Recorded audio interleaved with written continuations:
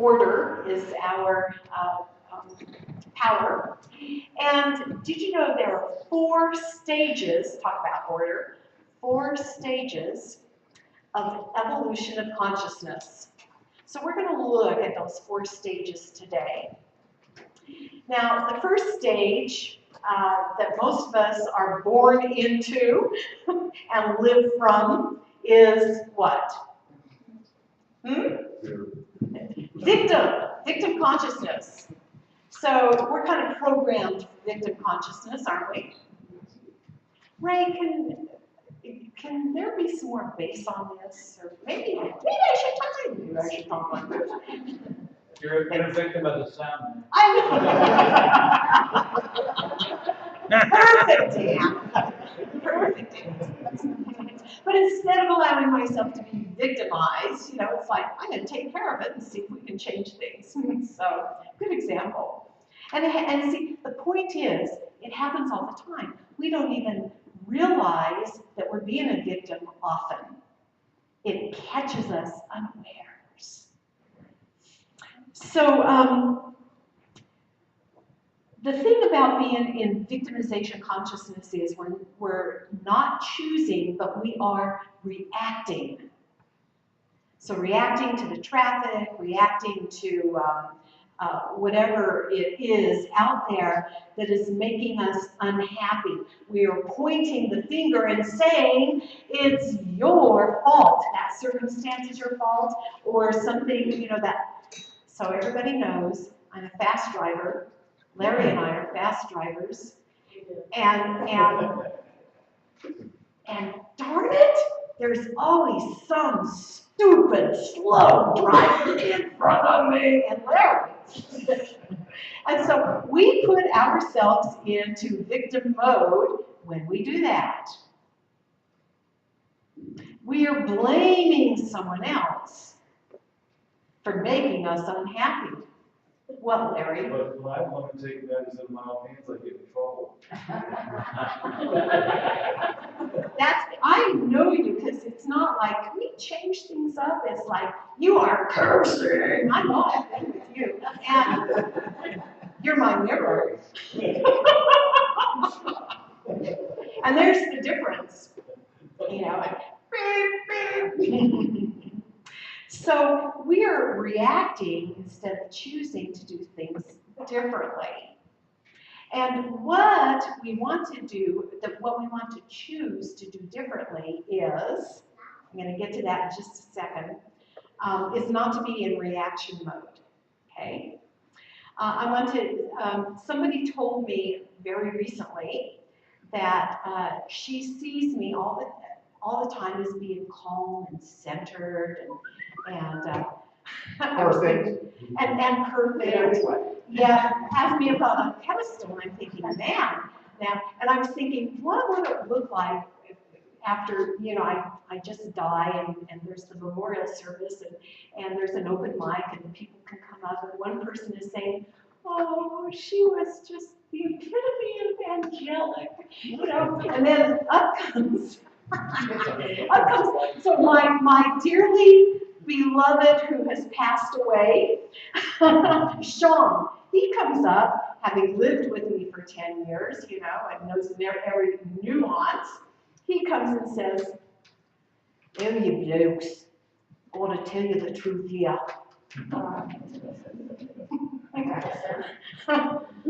The truth is, she's just like a mum. She wouldn't like to hear that she's just like a mum. One moment, she's singing and dancing throughout the house. And the next moment, she's pointing at me saying, bloody hell, what have you done to me? Make me unhappy here. Oh, it's the truth, blokes.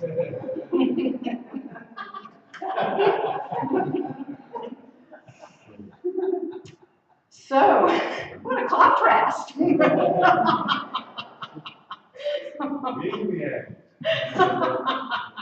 All within me. And all within you. Yeah. So anyway, fortunately, I guess, he won't be at my funeral because he's gone before me. But there might be someone who expresses those sentiments come that day. Who knows? I hope not. I hope that I will have evolved enough into stage 2 or maybe stage 3, maybe stage 4 of consciousness by the time I pass away. So I want to share with you, when we're in victim consciousness, you say, I'm unhappy because of you. So what an easy way to recognize when you're in victim consciousness. If you are saying, I'm unhappy because of someone else, oops, that's your cue to use this little tool. Ready for a tool?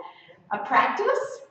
So, when you are having an experience that you know will not change, okay, so back to when I'm driving my car, I know that what will not be changing in my world is slow drivers will never go away. Right? Slow drivers will always be a part of my experience, right? Right. Why did we not? Well, I'm about to tell you. What? He says that's why they make dynamite. Yeah, Larry. Help them all anyway. So the question is, what qualities do I need to birth within myself that brings peace of mind, even though this will never change? Or maybe you've already birthed this quality within yourself and you need to express it. So what quality do I need to express to have peace of mind, even though this circumstance will never change? So you say acceptance. So for you, being in acceptance is the quality you need to express. So does everybody then have an example of what's going on in your life? Getting in touch with the quality. So yours is patience. Bonnie's is? Peace, try to be. Okay, try to be a vessel of peace. Yeah. Yes, and Norm? I try not understanding. I say, I've done that myself. And that tends to help me. I've done that too. Understanding, yeah, or empathy. You know, I know where that's at. No judging, sharp. Surrendering to the moment. Surrendering to the moment. Yeah, what is.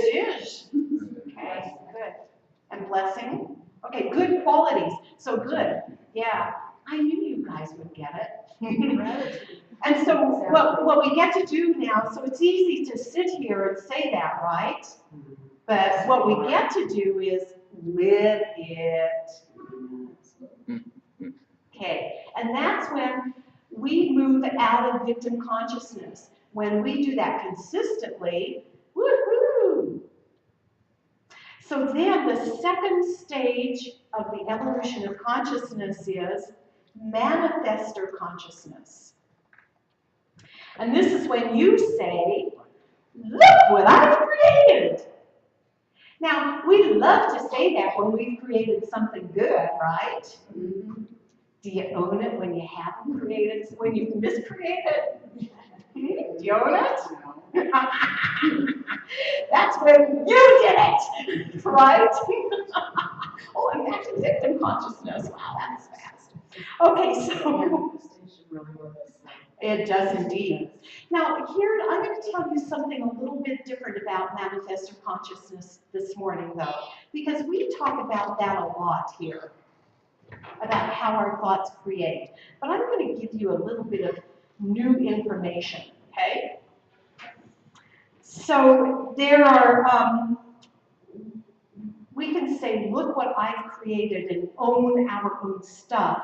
We have to be very careful, though, not to go into judgment. Like, look how bad I am to have created that.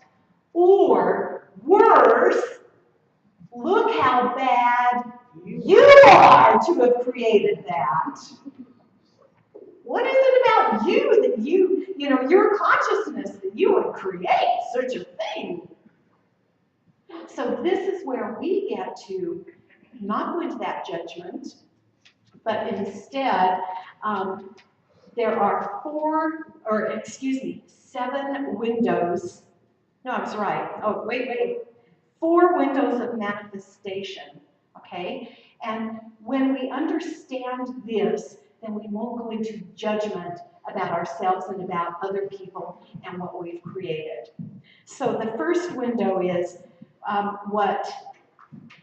by the way, this information comes from Michael Beckwith, and he's one of my heroes. He's so wise. So he says, he talks about the Job factor. Everybody know Job from the Bible? Yeah, Oh my gosh. Boy, did he have it done to him. It seems. Everything went wrong. Everything was right, and then everything was wrong. Everything was taken away from him. His family, his health, his abundance, okay? And so what Beckwith says is the Job factor is about, Job said, what I feared most came upon me. So we know that what we focus on is what we manifest, right? And what was his focus? What he feared. Yeah. And so that came upon him. So the Job factor is when we create consciously and unconsciously, or by default. And that's what Job did. And that's what most of us have done our entire lives, because we haven't known otherwise, have we? Until recently, only recently have we been learning that, whoa, you know, I get to take responsibility for my life and look at what I'm creating and create differently if I don't like what's going on, okay? So, window number 2, we have lessons. This is when your higher self has already chosen, before you've even come to the planet, what you want to learn. You've already created it. So it's not a new creation. It's already in creation for you to learn. Window number 3, blessings. So this is when you've chosen to incarnate before you even come to the planet. You chose to incarnate to help someone else, to change humanity. You could either, and every time we help one person, we are actually helping to shift the entirety of humanity, right? Just one individual makes the difference. And so, I love the example that Beckwith has in this book, which is called Life Visioning Workbook, by the way. So I'm going to read this to illustrate this point. Helen Greaves was a clairvoyant nun who could access the unseen world of spirit, and she assisted individuals during their transitions from the earthly plane. So in this particular case, she was called to help a grieving woman whose mentally retarded son had recently died in a swimming pool accident at the very young age of 10. Helen spoke to the boy's soul, which revealed itself as a very high spiritual master who had purposely chosen to incarnate into mental retardation to open his mother's heart. Before his birth, she had become very materialistic and rigid. So he incarnated in that seemingly negative condition to help his mother, who was a longtime spiritual friend of his in the other realm, to help her open her heart. When, by the earthly age of 10, her heart became open and tremendous compassion was active within her, he ushered himself back to the unseen world through his seeming death. What looked like the tragedies of mental retardation and untimely death were actually blessings he brought to this woman. So naturally, on the surface level, blessings of this nature are difficult to see, even though they happen all the time. Window number 4, we deal with the collective ignorance. Charles Fillmore called this race consciousness, human race consciousness. And in our human race consciousness, this is where we suffer. This is where we believe in illness, in growing old and dying, and sure we're manifesting all that, right? Where we believe there's not enough. All of that is collective ignorance until a critical mass of enlightened people tip the scale. That's us,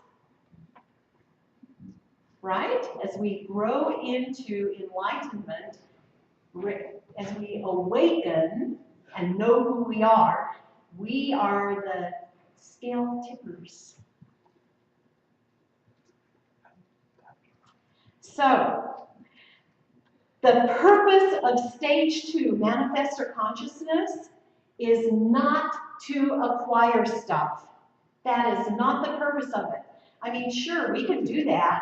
You know, we can visualize. These are the tools: affirmations and visualization. Powerful tools that help us get what we want, but that is not the purpose. Yes, we can get the red sports car or get the person of our dreams or the house of our dreams or whatever. We can do that. Woohoo! But it's not our purpose.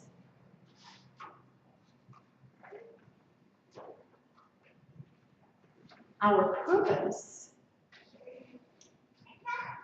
is to stabilize 7 life structures that keep human beings going. Okay? When we are in the manifestor stage, we are here to learn how to stabilize the ego, our beliefs, our relationships, our body temple, our finances, our livelihood, and our community. That's what we're here to work on manifesting. So, in the case of ego, this is where we get to learn that it's not about little old me who suffers. It's about realizing that we are one. And we express from that place of oneness. We express love and harmony, those higher vibrational emotions. This is when we stabilize our ego. And once we do that, guess what we're going to start manifesting?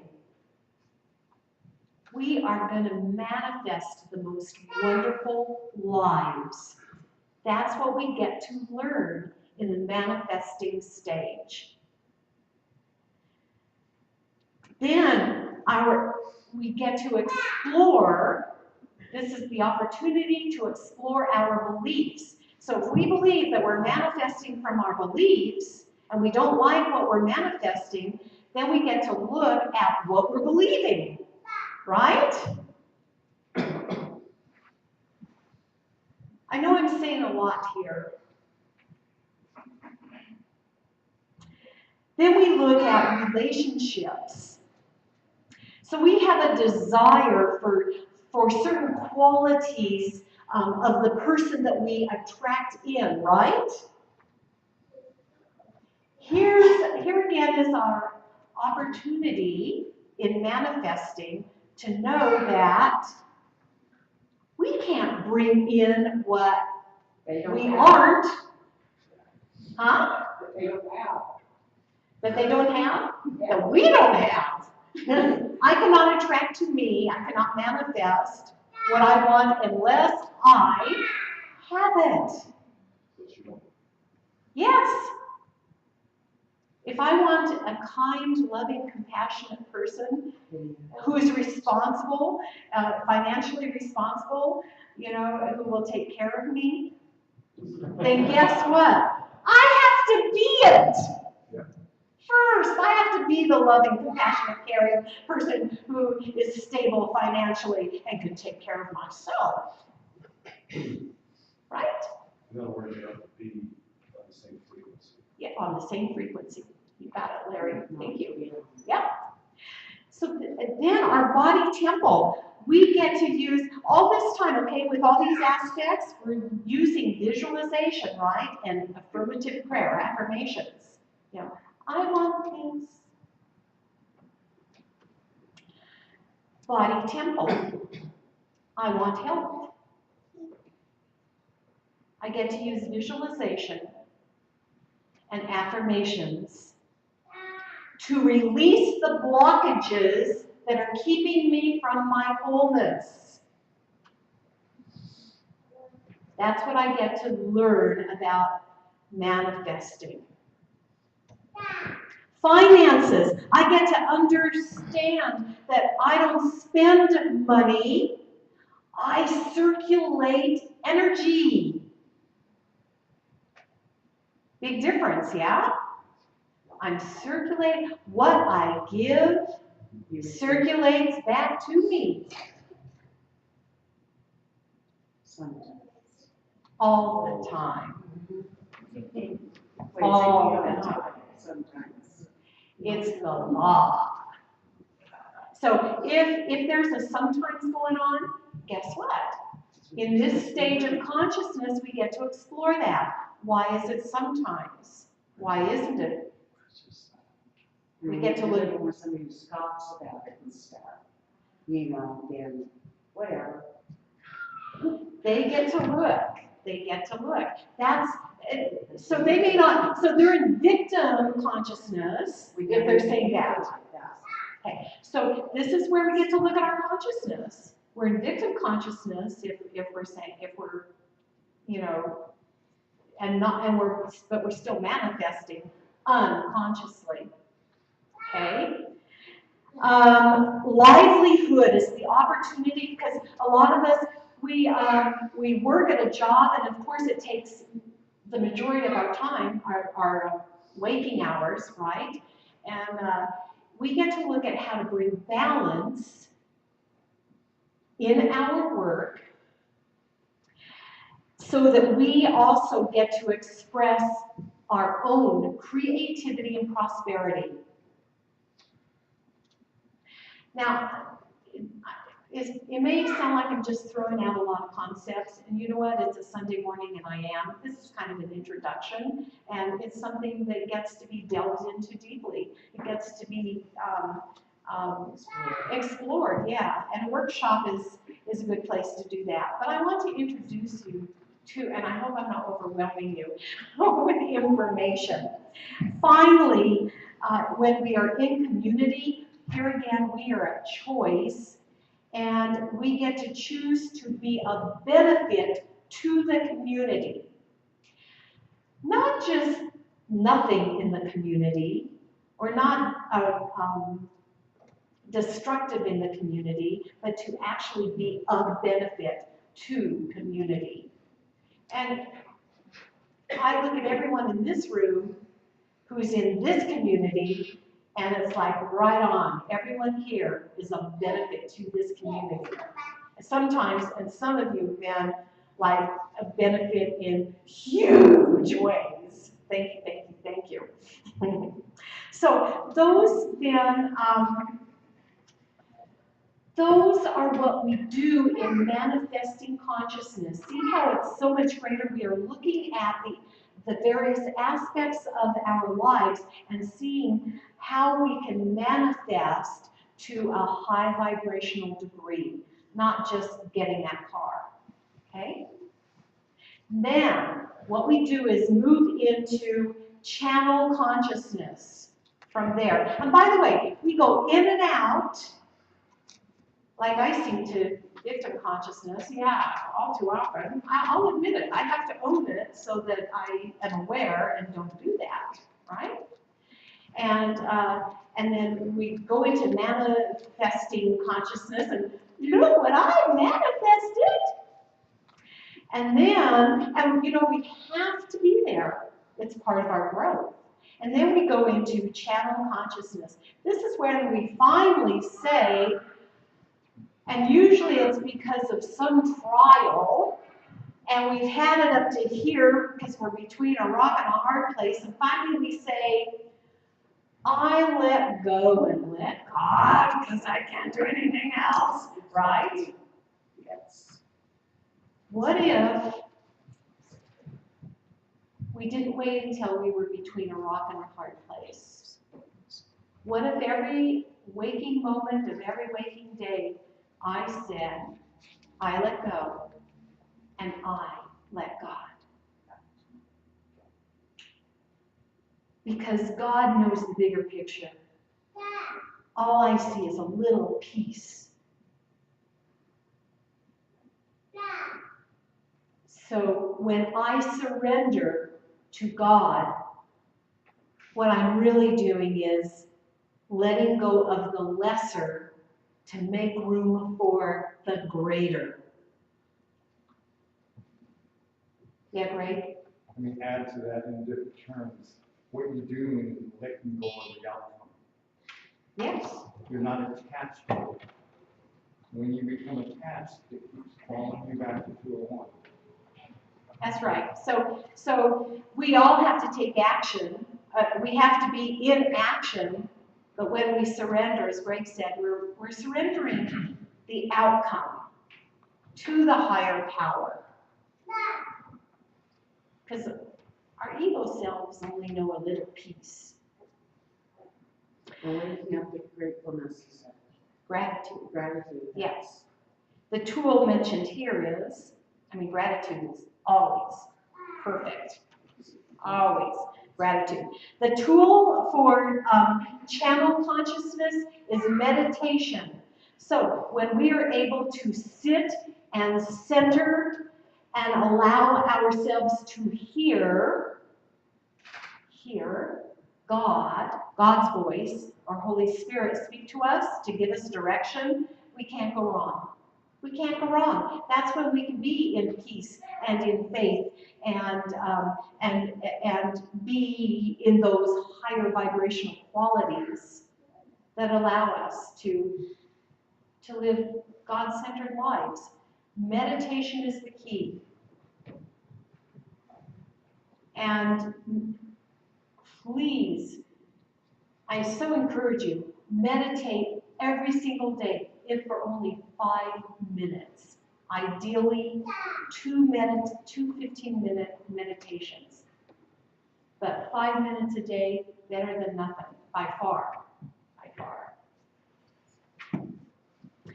So,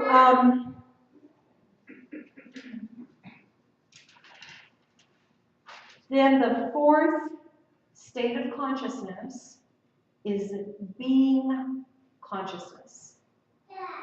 This is when you know that my life is God. I'm not channeling God.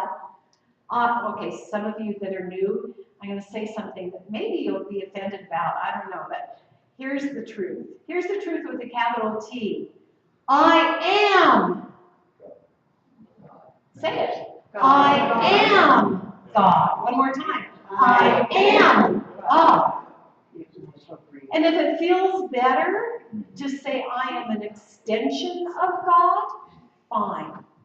But as an extension of God, you still are. Just like I like the metaphor of the ocean is God and you're a drop in it. Okay, I'm an extension of the ocean, I'm a little piece of the ocean. Well, yeah, I am the ocean. Not the wholeness of the ocean. One more point.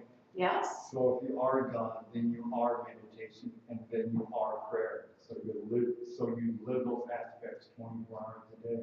Meditation and prayer are tools. Yeah, but you can be in meditation all the time and still walk and live. You can be in prayer and walk. You can. Yes, you can. Yes.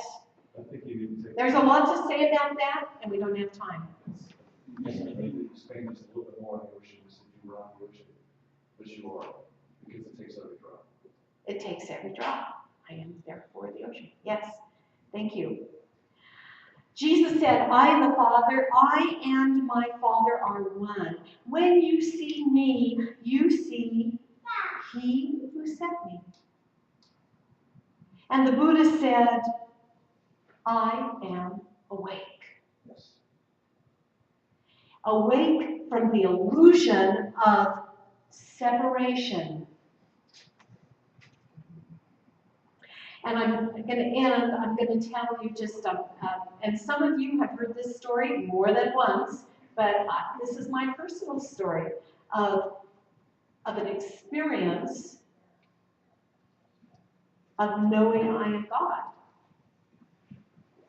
And I call it my sitting in the smile of God experience. And don't ask me how it happened, it just did. I did not earn it. What happened was everything else fell away. Everything of the ego fell away. And I can't even tell you how. It was a fortuitous experience. I had been meditating and suddenly I just, well, it wasn't suddenly. Actually, I was complaining. When I went into this meditation, I was complaining. It was raining. It had been raining. I was tired of the rain. I was complaining. Ah, the rain! And then my heart shifted into gratitude. Into gratitude. It's like, wait a minute. The rain is cleansing the earth, and the rain cleanses my heart. The rain cleanses everything. I am so grateful for this rain. And right when I shifted into gratitude, something else happened. My heart expanded. And I started thinking about all the people that I love. My children, my husband, my siblings, you know, the usual cast of characters. Oh my gosh. And then something happened from there. My love expanded beyond my family and my friends. Suddenly I found myself loving people I hated. I thought you did. Politicians, I'll say that. Suddenly I was loving politicians. It's like, holy moly, where did this come from? Not my consciousness, it's something else. But it was so cool. And I was, as my love expanded and expanded, so did my joy. It felt like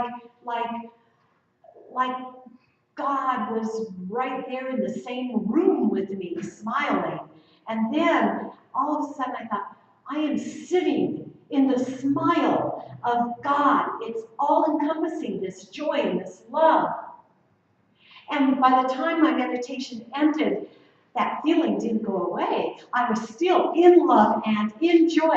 And I went about the tasks of my day, except, you know what? Nothing bothered me. Nothing. I loved everybody so much. Nobody could do anything to irritate me. It's like, oh, I love you. I love you. Come in front of me. Drive slow in front of me. I don't care. I just love you. I'm in the longest line in the store. I don't care. I'm not looking for the shortest line this time. I'm in the longest line going, bless you, bless you, bless you, bless you, love you, love you. It was the opportunity to be in love. It lasted for 2 days. 2 days. I'm part of the third. It was fading. But it's like, this is what it's like. to be God, to be love.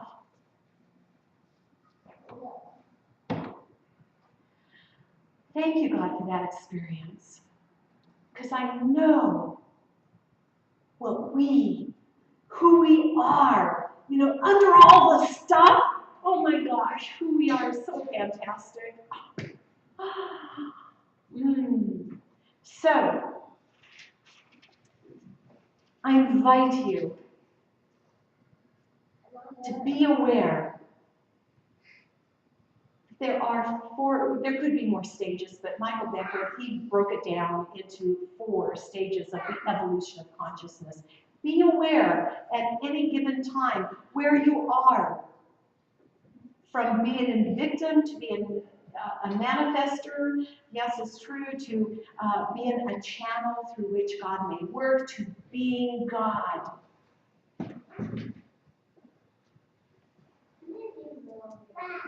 And when we're in victimization consciousness, or victim consciousness rather, shift. And as you look at what you're manifesting, choose to, go ahead, manifest the house. I'm still working on manifesting the sale of my rental unit, but it's the opportunity to express the qualities of faith and